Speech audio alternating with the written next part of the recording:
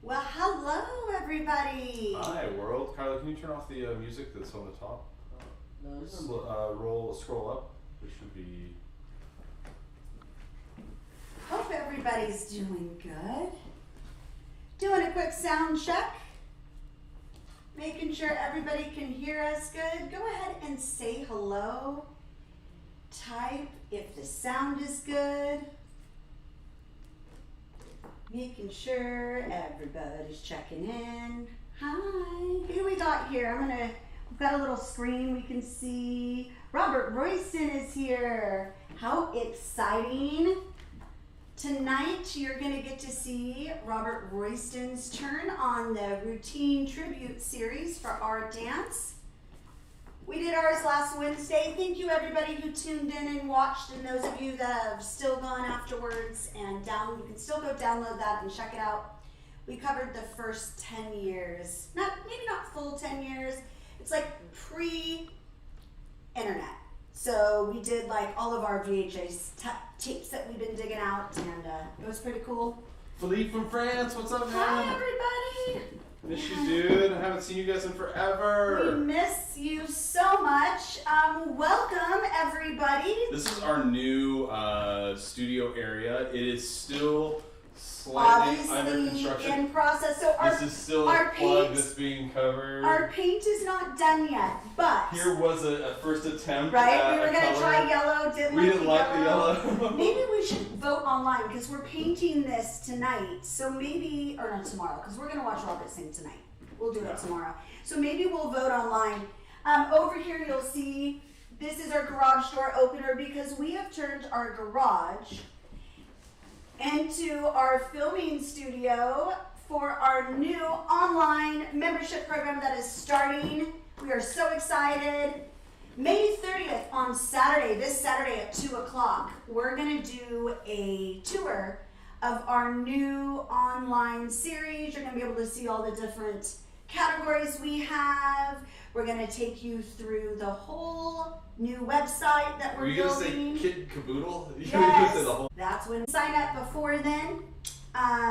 Right on. So for other things, right now we just use the first 10 minutes of this time to get people checked in, make sure everybody's here, let you guys know what's going on in the world. Tonight we will be watching Robert's history. That's going to be really cool. So looking forward to that. I'm excited for this new thing that's been launched and talked about. We're going to be a part of. They have Phoenix 4th of July, Wild Wild Westing, and I believe West End the Promenade. I'm hearing about this for the first time too. Kind of coming together over the weekend to build a cool program.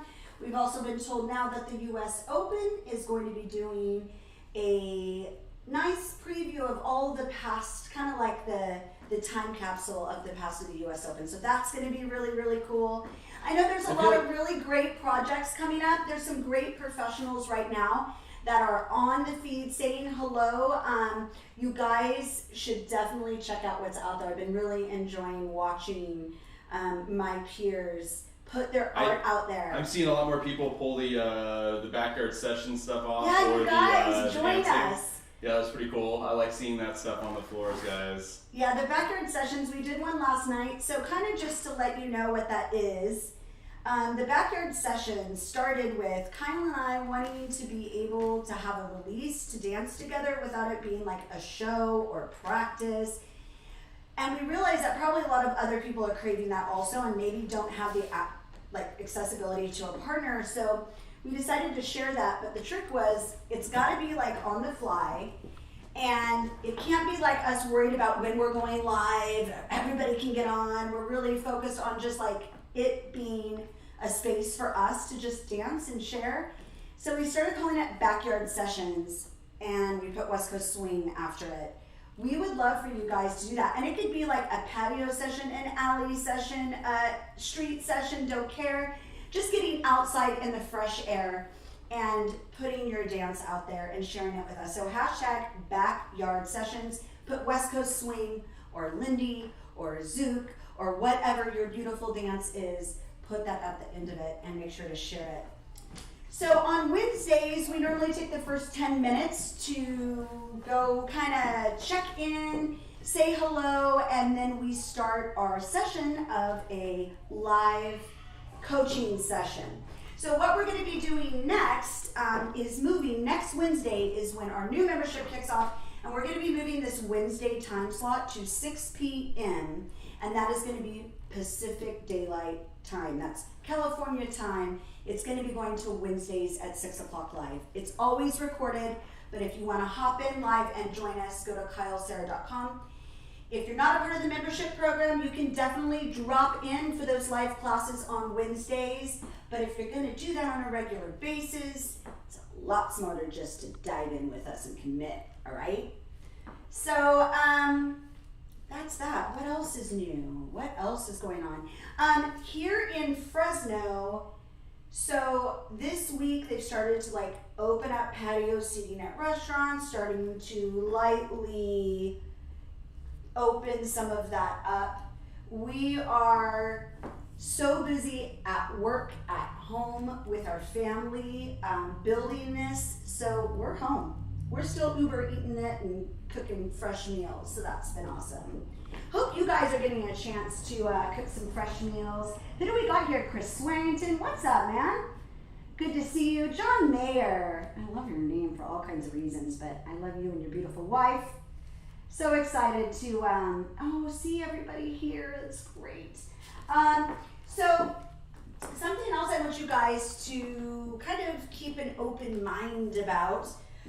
We know that the U.S. Open has decided for good reason to not be able to run the contest for the first time in its history, which is really, really tell you what a big moment in time this is for all of us. But I do know that there are a lot of studios and events that are going to do their best to reach out to you guys and give you some shape or form of what they've worked so hard to create for you. And I know it's really hard online. It is for me too. This is like learning to teach like this and becoming all these different hats has been really hard. I know you guys feel me because you're doing the same. But we've got to keep this going. We've got to keep it alive. And so you're going to see, even if you're not a part of our membership program or in any way, you're going to see Kyle and I just reaching out and to continue to just serve our community because it serves us. And I just want to support anybody else who is doing this. And we've said this before, if you've got something cool going on and it's positive for our community, please throw it on our Kyle Sarah group page. We're more than happy to create that platform to share. And I know Robert Royston is coming up with a membership program also. He happens to be a really good friend of mine. Your daughter has lungs. We chat, yes. We are in the garage, which is great because we can shut the door. Close the kids up. Yeah, but our little one has some vocals. Man. She got lungs, man. Yeah, she does. Oh, can she dance though? I am a dancer. I'm so excited. I'm excited too, yay. She is though, right? She is. Like music comes on and she's like, oh, even, and it's, especially what's crazy is like these swing beats will come on or like old school music will come on and she'll immediately light up in a whole different kind of way. I really believe she's an old soul. It's really cool. Yeah, you throw on like Oogum Boogum. She's my like, queen. I love this song. Yeah. So look who all's on, man. I know, it's really exciting. I know. Thanks for showing up. We miss you guys. About 2 more minutes and then we'll start our lesson. We're letting everybody hop on and see what's going on. How's the Midwest, Mr. Chris Swearingen? Miss you guys too. Haven't seen you in a few months. So, a couple things. Been getting some messages about swing time in the Rockies, which 2020 is our big year to take swing time on, and ta-da! We're going to be making a nice announcement very shortly. We're talking with our staff first and making sure that everything's in line before we take any steps. But before we did that, the hotel was nice enough before allowing to, they won't cancel our contract, but yet they're canceling room reservations. So that's fun. Yeah, I know that's happened to a lot of events. So those of you that have booked rooms at these events and are finding out the event maybe is being rescheduled through a canceled reservation, know that that is not from I don't know, what's the word? That's not the promoters not letting you know. That's the hotel not letting the promoters know yet. Yeah. Yes. We're trying our best, guys. That's what that is. So we're working on that. We're really excited to finally start to get back with everybody. Kyle and I have begun kind of looking towards the next couple months. And, there's, of course, constantly, we're in California, people reaching out for private lessons. We've been so busy with some choreos and creating our online complete setup that we haven't been able to do our virtual online lessons like we've wanted to. That will happen in June. So just so you know, we're not gone on the private lesson area. We just are spinning plates on every limb. Yes? Good. We're almost there, babe. We're almost there. We're making a couple more tweaks. Andreas Kasper in Germany is taking the helm, dealing with all of our online feeds and helping us get our website set. We've got Kyler Red, my 13-year-old son here, our producer of our Wednesdays. One of the things you're going to see on Wednesdays is our multi-camera view. You'll be able to see us from up above. You'll be able to see us down below on a footwork view, and then you will also be able to have multiple different views once you're on our membership site. Cool? How are we doing, guys? Are we ready to start our lesson? We're close. Sure do miss my Europeans. Oh my gosh, it's so weird. Like, for 20 years I've been going across the water, and I feel like I spend so much of my life over there that I really miss that part of my family too. Yeah. All right, guys, are we good to go? Yes, family. No, we're making sure all the still streams are filming? going. Guys, we're trying to restream across a few different parameters here, so it takes a minute for it to come across. We've got about a 20-second delay to make sure everything's working correctly, and then we'll get started. So I don't mean to slow you guys down here, but this is when you have to move everything, because guys, we have 1, 2, 3, 4, 5, 6 lights, floor, backdrop, everything. I've had to move all this stuff, and I think when moving it and I plug it into different areas, sometimes you have to make sure everything's connected again in a correct way. So I know it's all working correctly, but we just got to make sure the streams are going now, and getting the restreaming stuff in order is a very difficult thing. Kyla, can you do me a favor? Can you show them the different views we're going to be having today? First, we've got my overhead is still a little wonky, guys. We do have it, but we are going to make sure that we have something. Hi, Sarah. We can see you. Well, this camera. That's going to stand up. You're gonna hear that. Yeah. Sorry, guys. Hold on. Oh my goodness. You know what happened last week on the feed is every time we stepped, I heard a clap, clap, clap. It's called a microphone. It picks up sound. Okay. That's what it does. It's a neat little thing. It's If all anybody noises. wants to come pick up Kyle, you can totally have him. All noise for, that's like, made. Watch a when I little bit. clap, it picks that up too. So if I tap on the ground, it's gonna hear that. And then if I knock on the wall, they're gonna hear something there. So That's a little far away. was it? But you can still hear it. I love it when my kid has my back. Are we ready to go yet? Yeah, let's go. So Kylie, yeah, let's show them. Right now the overhead camera is just a little off. We'll fix this once I get everything going, but it was a quick throw up onto the wall. We've also got our footwork for you guys. This will get us down here. If you need more hips and stuff like that, I'm still working out what it is we need because this is really just thighs and down, but if we can, I'll get to that in a second and try and Lights coming for the back wall. Yeah, we're doing wall washers. Really exciting. It's gonna be cool. Bunch of paint coming. So stick around. We are now gonna move forward into our lesson part. We want to make sure everybody's checked in and good. Looks yes. Good. All right. Diego, what's up? All right. Science. Who's that? Oh, yeah, Diego. Oh, Borges. Yeah, he sent us a little message. I don't know if that's the Diego. That's a different Diego, I think. Is it? There's only a few Diegos. I love that name though, Diego. It's like, go Diego, go. Remember we used to do that swing Diego? Oh, Dora the Explorer. Yeah. All right, guys, we're ready to roll. Hope you are going. So we're going to give you guys a quick little 5 minutes of silence so that we can kind of check back in. 5 seconds of silence, sorry. Of silence so that we can check back in and restart the stream. We're going to go in 5, 4, 3, 2, 1, action. Hi guys, Kyle. Sarah. Here with our live stream workshop on Wednesday, the 27th of May. This is our first live in our brand new space that isn't finished yet, but it's got floor, it's got lights, we got a camera, so we're going. We're going to deal with it. Hope everybody's doing well. I can imagine that you are starting to get full in the brain if you are training online. If you guys have been with us the last few weeks, you'll notice that our actual space that we use ended like right here before. So we've been able to expand our space out so we have a little bit more room to kind of navigate through for our movement, especially as we started getting released from quarantine. People even start dancing a little bit more. Now we have more room for our pattern structure. Yes, we've been working footwork in tighter spaces, especially those of us that have been stuck at home in our kitchens. You have had to narrow your movements down, so now it's a lot better. Getting that ability to open up and move now is going to be our next step. Something that we are going to be covering today, just briefly, is... You're going to hear that. That's our... yeah. We're getting... Do you like that?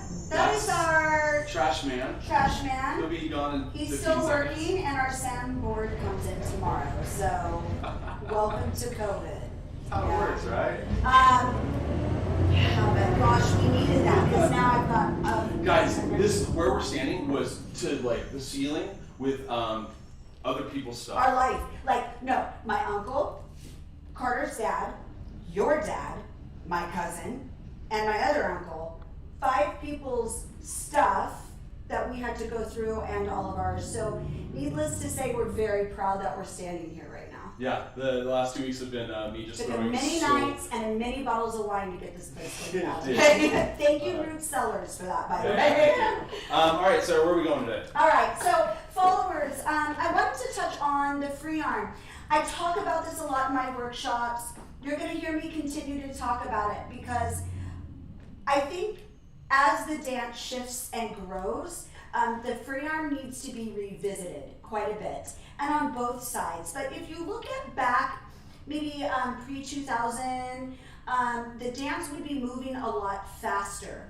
And so you would find that we wouldn't get a lot of right to left hand holds. Not that we wouldn't get them at all, because we would. We would get roll in, roll out. There was still pattern work with that, but I would say there was a lot less. And so what happened was the followers' free arm many times just became a styling point. So you would see many times that free arm either just prepping, or when it had a moment to relax, it would free and shape. And so I remember in the 90s really working on, constantly training when I was first starting out on how, what do I do with my arms? And then progressively as time has gone on and we started using more of that side of the body, I have found that that is so much more of a following tool and a shaping tool than it is a styling point. And it also shows me options when a follower uses that in their space. I can, as a leader, see opportunity when I see that there's an arm available to me. Right. So followers, something I'm going to do is I'm going to walk through just a couple things I do to work on this. It'd be great to do, and even if you're at home right now with somebody who isn't a dancer, it would be good to kind of see if they can project and copy you and your shaping of where you're wanting to put your free arms. But more importantly, we're going to put it into an example today for you. But also, followers, I want you to know why we're using this, yeah? Leaders, I've been wanting to work on Sarah's free arms forever, so I'm so glad we're touching that today. How are these free arms? So what I want to do for me, leaders, is instead of just having the set arm, I feel like leaders aren't busy enough with getting hands, or when they do, the movements are too abrupt and they don't ask the right way and the right time. So if we can work on figuring out how to get response out of an arm from a follower. So I know a lot of times as we do these things, we take this as a projection for leading, and sometimes it can come out of nowhere. So you're like, oh, I remember that pattern, and you do something. The idea is to let the arm shaping work similar to the way that we work our basics out. When we talk about basic movement or basic pattern development, where you align up in front of your follower can dictate what your next pattern is going to be. So if I'm standing directly in front of my follower, this tells me all the patterns of like tuck, turn, and sugar pushes. And then when I turn off to the right side or show the right side of my body open, this shows my follower ability to do like underarm turns, anything that's going to my right side, yes? And when I jump to the other side, then my follower can now see that there's projection here. Well, the same way that we do that within our placement of our body in there, we also do the same way within our elevation or de-elevation of our hands and our arms in the connection. So we've got to make sure that we're pre-leading, but following the flow of our arm structure where it's gone from. A lot of times what will happen, let's just do this in a generic fashion, people will do a simple sugar push, they'll get done with that sugar push, this will retract, and then they'll think, oh, there's my next pattern. Kylie, can you go to overhead really quick? So the movement will happen like last second. So what I want from you right now is not to take the concept and go 3 and 4, 5, and oh, that pattern, I've got to get that hand now. The idea is as this hand retracts or it's coming back, it can help develop and position what it is you want to happen in the connection. So followers, I will watch, stay there, Kai, sorry. I will watch the development of my leader's free arm so that I can start to take the shape of the pattern that could be coming next. And so this started to really help me as West Coast Swing, there's not one thing I love about this dance. Not one thing. There's everything. Okay. But something that I think is really, really cool is that it's constantly developing. It's a developing dance, and I think it always will be, which is so inspiring and exciting, makes me want to never leave.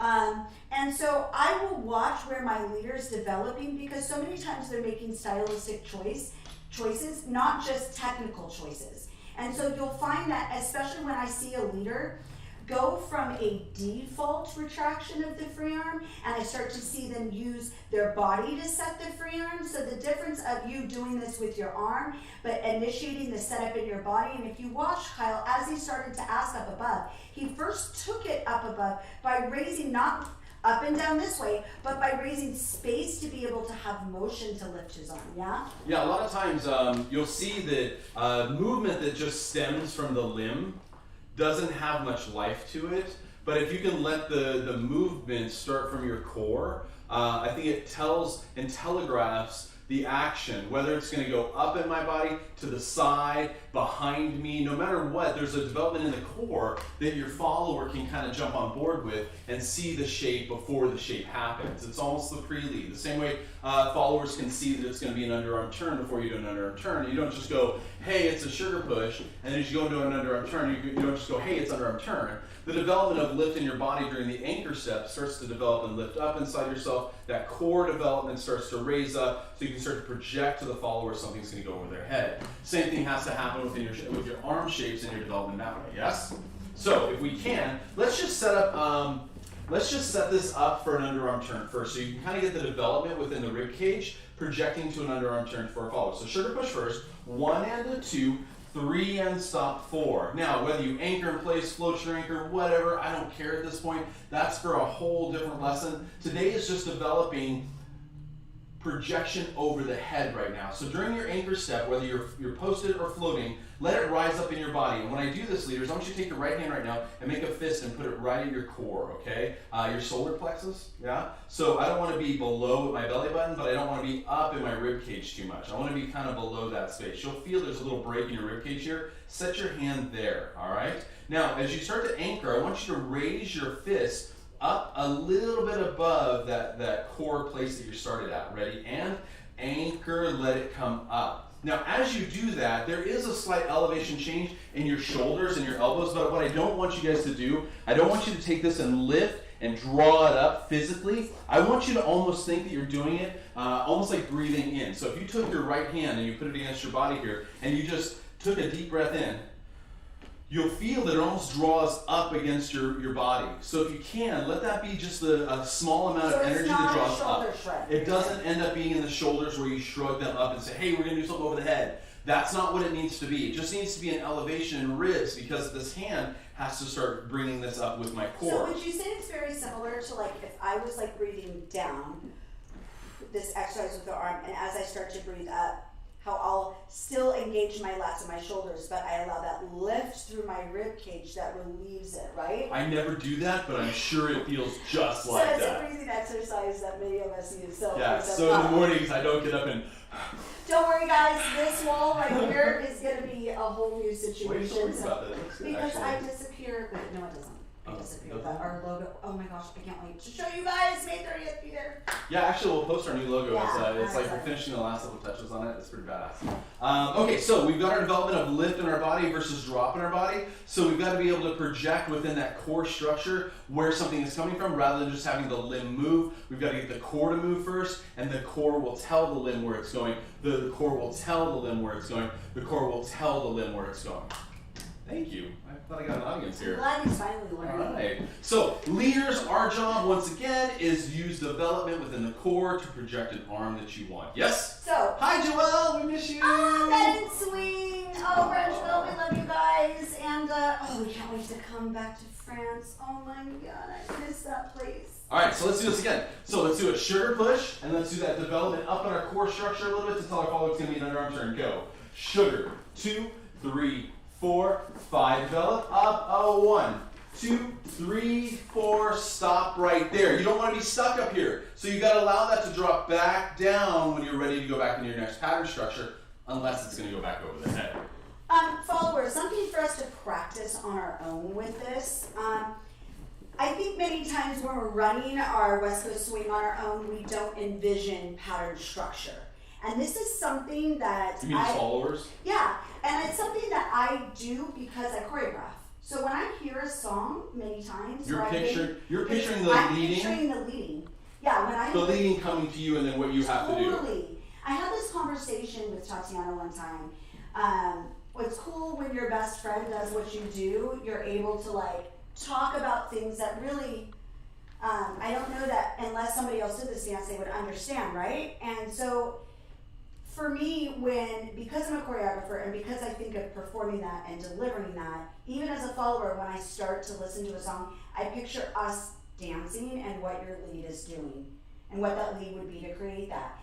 And so, do you feel like a lot of dancers may do the opposite, where they may personalize the movement and not picture being led? What do you think when you listen to a song? To a song. I think of producing pattern structure for my follow and the choreography that I think would fit relative to what I'm hearing. Yeah. So it's production based. Totally. And I think as followers, when we're just practicing West Coast swing in its basic form, we don't necessarily project even basic pattern work in our body. Even though I may say sugar push, they'll practice this way, and if I say underarm turn, they'll practice this way. But if I was doing a sugar push and underarm turn with you, the cadence and where, and I would pull lower in my body, and as it starts to go into the underarm turn, I would project up into my rib cage, and if then it was going to go into an inside roll, I would keep it up into my rib cage, and then if it was going to drop lower, I would then go into a whip, and I process that pattern work and moving through that pattern work through my upper body just as much as my lower. So would you say that even when you're working on your dancing, you do that inside of the idea of production? Totally. I think it's fun, right? It's fun to like What is put the dance we're doing? put the piece of the puzzle together. Yeah. And I think one of the things that I use a lot of times, or we use a lot of times in our teaching, is the correlation to line dancing. When you're given a structure of movement, you can learn that structure of movement and the flow and the process and the wall in which you're facing and the order of dance stuff. But then at one point it has to become musical. So you have to turn off the supposed to moments, and you have to allow the structure to still have its integrity, but learn where the moldable pieces are. So if I was going to take something as simple as, like, let's say an electric slide, which when I learned it was a grapevine first, right? You didn't learn the like get up. No, the great was. I learned the giddy up. So it was a grapevine first, right? I learned the giddy up. So once we got the grapevine down, I was like, well, it's just 1, 2, 3, and then tap, right? So in the concept of 1 through 3 tap, I was like, okay, well, what can I do in this time? And that's where Sarah said she got the 1, 2, 3 tap or clap. The next one was like the turn down line concept. It was like we turn down line clap. So no matter what, we had all these options to at least fulfill the integrity or the structure of the basic, the grapevine, within the same amount of time that we were given. So as soon as we were able to see what those two elements were, we could alter them just a little bit to make our musicality stand out a little bit more. This is why solo work works. Is because and line dancing is such a good great. way. I love all these new programs that people are doing. There are a lot of professionals, including Kyle and I, like we started in line. Working on our own dancing individually and being able to freestyle is super important. We have a question. Jerry. Oh, our number one guy. Hi. All right, so drop happens during the anchor. Okay, so I think, and this is really good. I'm glad we kind of like got this question because I do feel like it was such a vague option in here, guys. This is one of our toolbox concepts that we have in our online content. The idea is that the projection of your next pattern or what's happening in here should dictate what's going next. So watch. Let's dance without that going on first, right? Can't. Come on, baby. It's impossible. It's so just straight straight, leading. but still dancing. But then giving them waiting to project that till the last minute of what's going to be. Give me something else. Yep, right? I can follow it. There's nothing that's catching me off guard, but there's definitely no room to create. There's no room for input. There's no room for me as a follower to talk and dance with you in these. Maybe there's room in moments, but there could be so much more. Well, and because we don't, and this is probably going to cross a couple of concepts in one area, but first of all, my movement of my hands is not like block print writing. These aren't just things to do. To me, they're cursive writing. And even when I write in cursive, my letters may look really similar as I do something, but I never let my pen come off of the paper until I'm done with the word. So in a way, the feeling of the stroke moving into something is going to dictate how I have to finish the action so that it creates a certain look and flow of my movement. So if you can imagine when you're dancing here, if you're just thinking of the block print concepts, the opportunities that you're going to miss out on are immense. One of the things that I like to see is that if something is driving up, as Sarah moves away from me, as Sarah draws back, relative to the longest part of the connected limb is up here. So that's not just going to stay down here on Sarah's plane. As she gets further away, relative to the point of contact in my body, that's going to rise up. So as I allow the shift of movement away from me to align, that shift of lift coming up inside the partnership connection is something I can add to. So once I've got that option of draw up in this, my options for movement now open up because I'm not stuck to direction. I'm managing arcs, and then the redirection, I can add more arc. I can take arc out of this. And you can do that in a slotted format. Right, so this arc, as she's going away from me, I feel naturally drawing more up in my body. That might project to me that a pattern over the head is available to my follower. Now, as I do that and it goes out, and maybe that arc starts to push over to the side a little bit, that might start something that kind of narrows the slot line in for maybe a mirrored action. So depending on where you're following your arc, will determine the choice of pattern that you do next. Now, last one. Kyler, can you give me an overhead view for a second? So as we do this, so that tracking action we've been doing on this linear, but then within the vertical lift of this, there's also tracking that can push out and into the partnership. So things like maybe I start aligning myself in the slot differently, and then my follower goes back, that arc now becomes this way. You can see Sarah's body needs to be tracked differently, and then the push out for connection and prep is going to follow a different line. Go ahead and flip back. So your goal in this is to find, if you're going to make this almost like a sphere in this area, you can arc anywhere inside the sphere that you want to, and it can go anywhere as it follows that line coming out. So if the arc is going this direction, it's going to feel like it can come back this way. If it's going this direction, it can feel like it can come back this direction. If it's going this way, it comes back down, it can feel like it can go this direction. So following that arc is super important, and it becomes the thing that I use to find patterns. And followers, when I want to put input into a moment, I try to catch, instead of the end result, I try to catch the corner or an edge of that arc to alter a counterbalance in some way, whether it be down below or up above, to let that leader know, look, I'm pressing against this arc, do you want to use it?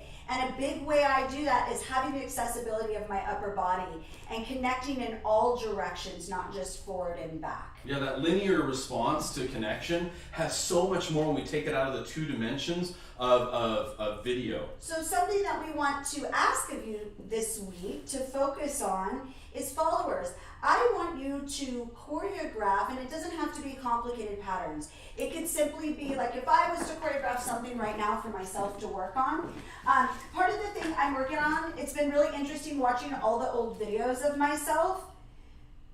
A whole bag of emotions. Robert and I were just talking this morning about like what this does to us, going through that whole time period and how emotional it is. And probably the biggest word we feel at the end of it is gratitude, and glad we made it. It's still here, you know, and it's quite a ride.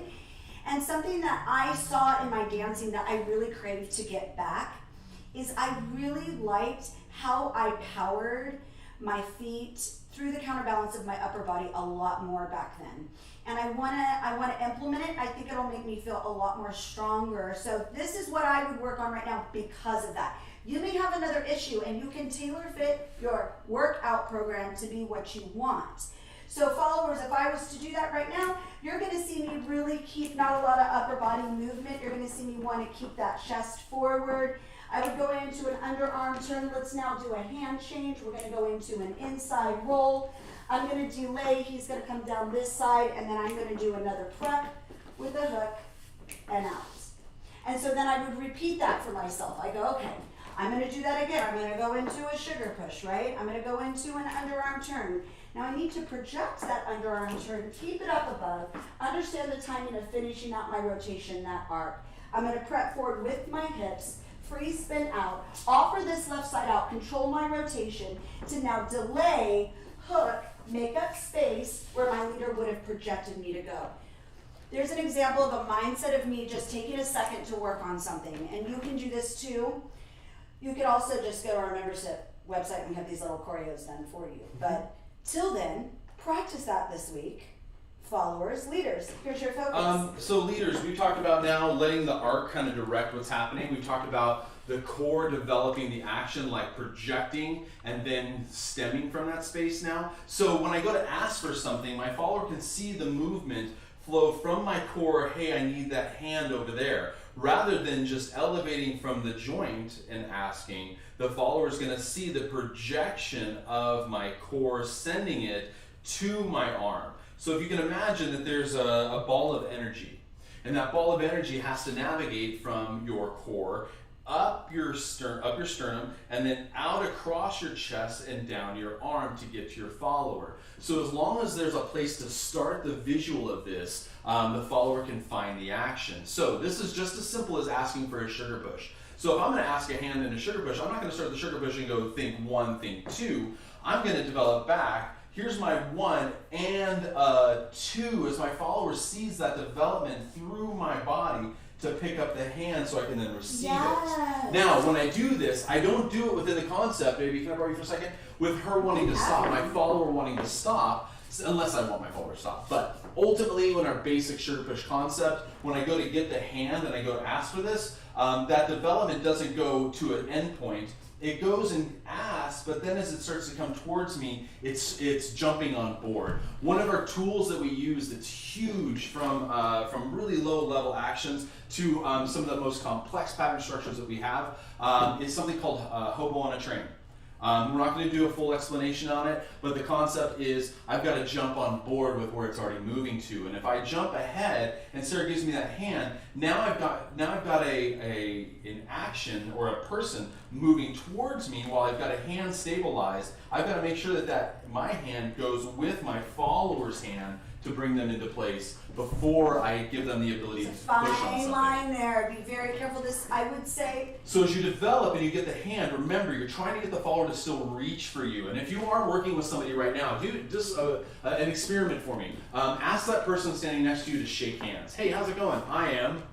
Fill in the blank. Slim Shady. So as you do that ask, hold on just 1 second, let me finish my idea. So as we go to ask for that hand, the response between the two people now is one has to initiate and the other has to follow through. So once initiated and asked, leaders, don't stop that action, do the initiation and ask, but then as you do that, wait for the follower to continue to reach forward to get your hand. Because it's one thing that's a little bit different about this is that the look of someone who gives you the hand versus someone who's chasing a hand has a whole different concept. I love how Robert just put, that's right, West Coast Swing is a series of arcs. It is. It absolutely is. And Roger Chin just was talking about, so this is opening doors, creating more opportunity for choices in the moment. Totally. So that you're not like just making a decision right away, that you're actually learning to read each other so that cool things can happen on the fly. So I've been doing a lot of like artwork with between our website and our new logo. Yes. And one of the cool things that you look at is, well, I've got this line here, and then I've got this one here. How do I make these two merge without making them become just drawn and fragmented? And I'd have to say that making sure that you create arcs and lines and movement into things so they don't become too right angle oriented unless that's the look you're going for should be the base structure you start with. To me, finding those arcs and then movements are so important. So this is what happens though. I know a lot of people who are like classic West Coast Swing like theorists, they feel that the arcing of the dance sometimes bastardizes the character of the dance because it is slotted. And this is the thing. The partnership is slotted. Yeah, the partnership is slotted. It's not slotted on the floor. So check this out. Something that we found that really freed the dance for us. And again, this is just so many things, but one of the earlier things that freed the dance for us, and I feel like we developed it together, but I'm sure somebody installed that seed well before. I'm not some just brilliance that came out of my mind. It's crazy how many times seeds were planted right in our minds, and then we just develop and we think we made it up. But what we learned is that the slot isn't on the ground. We took the slot off the ground and we put it between each other. And then that slot became less than a straight line that if you fell off of, you would go straight to hell. It became more of the width of the partnership. It was a polarization of energy. Yeah. And we're north and south at this point if we just want to give it a direction. And that north and south can flex a little bit. You can kind of move. Kyler, can you go over the head for just a second? Especially when you're talking about the width of the partnership being the slot, right? So we're going to have arcs in our own body. So I think where sometimes people feel like they're missing that character of West Coast Swing is when the dance entire time becomes circular in the slot motion. The slot becomes not a slot, it becomes a circle. It spokes. And so that's the negative. That's a cool variation if you want to vary. It doesn't mean you can't do that. And the things are arcing. So say Sarah's following this direction within her anchor structure, and I'm following this direction over here. It doesn't mean that we can't be off of our projected slot line for just a second, but the polarization of energy should draw us back into our alignment. And that's what we mean by taking the slot off the ground. Go ahead and flip it back around. And I think a lot of times, one of my goals, there was this woman named Betty Corbis. She was out of San Francisco, And she's a staple in this community. She was a part of bringing the young and the old together. When Kyla and I and a lot of your other top champions right now were young, she would seek us out, and she was friends with all the masters and the champions of the generations before us. And she would be like, look, I'm going to take you to this club where there's a bunch of old-time swing dancers, and they don't like the way you dance. They think you're not doing the dance, and they're going to tell you that, and you need to listen, and you need to take it, because it's their dance first. And she taught me to not take that personal. She goes, and you know what? When they were kids, people were telling them the same thing. The difference is, don't you be the generation that doesn't listen. And so that was such a cool thing, but at the same time, she was going to all her friends going, look, these kids aren't going to want to hear what you have to say if you're not encouraging and open to their new ways. And she was such a mentor to me, and I'm like, ooh, someday when I'm a grandma, I'm going to be so cool like her.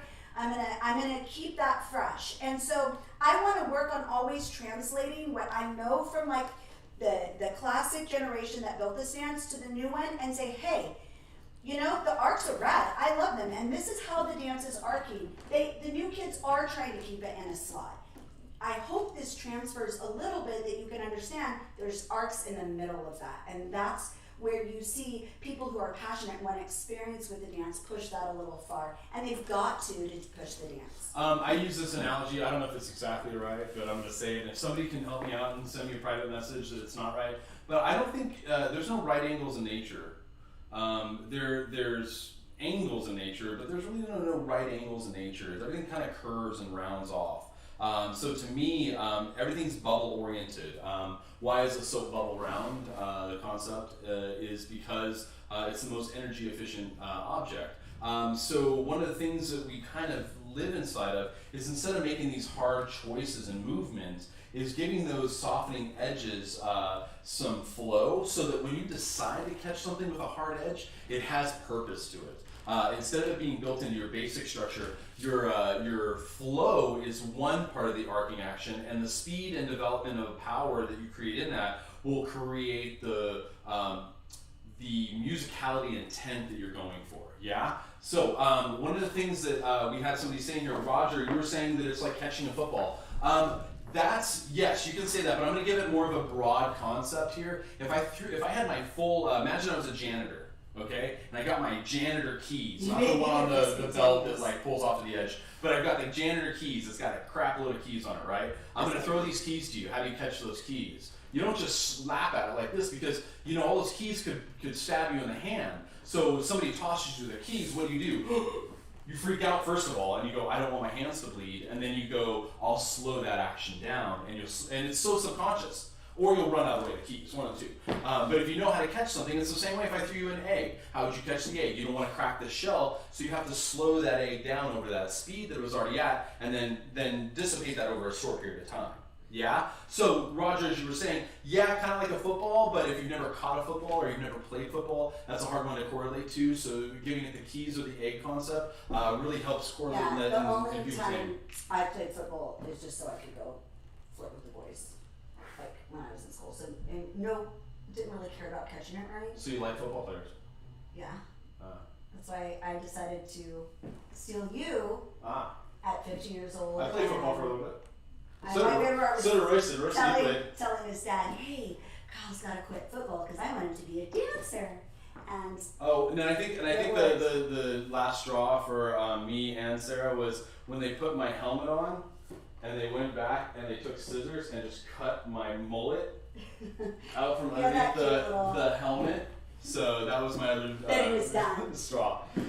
So back to what we're developing in here, trying to get the developmental pieces within projection. So let's say I want to show my follower that we're going to do an inside roll, right, guys? So 1, 2, 3, 4. I'm not just going to raise this hand, which I see very new dancers do. They're like, oh, that's that inside roll pattern. We have to use that concept now of developing it up inside the solar plex a little bit, and then projecting it out the arm so we can ask for the hand the way that we want. So we've got the right hand over here, or let's go with the sugar bush first. 1 and a 2, 3 and a 4, it starts to back away, and we start to develop this from the core up and inside, projecting inside turn for Sarah, 2, 3, 4, 5, and 6, allowing that transition to have arcs to it so you can see it happening. Yes? So many arcs today. You're an arc. I love you guys. I hope you've enjoyed this little tune-up Wednesday with Kyle and I. This is the 1 hour a week we feel normal, alive, so grateful. Hey guys, just to connect with you guys. I know they're getting ready to start quarantine releasing and stuff like this now, so just be careful when you're out with everybody. Be safe. Let's take care of our community. And something to remember. Stay on this website if you're on kylesarah.com. If you're not, go to kylesarah.com and sign up for our awesome membership program. Come take a tour May 30th. That's Saturday at 2 o'clock. You'll see the advertisement coming up. It's going to be live. You're going to be able to see what we've got going on. The site that you see now, guys, is the temporary site. And trust me, it works. It's amazing. We've just gone out and gotten some different artwork because I'm not an artist. And all the people around me are amazing engineers. So We're I had really to excited outsource. to show you what we have coming. So May 30th, that's going to be on Saturday, debuted. Yeah. Thank you so much. Don't forget to tune in tonight for Robert Royston. Remember, a lot of talented professionals right now really need your support, and we feel your support. Those of you showing up, thank you so very, very much. We can't wait to be with you face to face again. So if you are liking these West Coast Wednesdays that we're going to be doing, we're going to be moving these to an evening time. They are going to be recorded. Because we were under the understanding that maybe it was going to be... during COVID, we wanted to fill those days, but Plus not now step on other toes. in the next couple of months, everybody's phasing out. Also, this back wall, we're going to need some help. I can't tell you how many hours Helen and I have sat here. Now, we have a lot of lighting coming, and we do have a plan. It is not done being painted yet. Just stay tuned. Show up on Saturday to see what it looks like. We will be doing these West Coast Wednesdays for the year. This is our new way of reaching out. This will be our local base. If you do want to be a part of this, in the kylesarah.com website, if you go to the member registration, we've got two options for you in there. We've got our basic form. It will just allow you to get to these things, plus some access to our site in certain ways. And then we've got our elite access, which will also offer you so much more within the process. Something that's really cool that we're adding is at conventions and workshop weekends, there is going to be an hour coaching session with Kyle and I every weekend. Only with elite members. Only elite members, members, not just elite members, it's all members. And also access to our private lesson schedule. On a typical massive weekend, we have anywhere from 50 to 100 requests for private lessons that will go to priority to our online members. So a lot of bonuses, go check it out. Huge discounts for you guys in those. If you go look through on the registration page, it will break down exactly what you get within your membership. You get video critiques, you get a lot of stuff. So please go read through that. If you are a private lesson taker, you're talking the difference between $150 for a 45-minute lesson to dropping it by 20% to $120 just by being a member with our site. Go check it out, guys. We love you long time. We'll Watch Royston's tribute tonight, everybody. We'll be there. See you next Wednesday. Bye.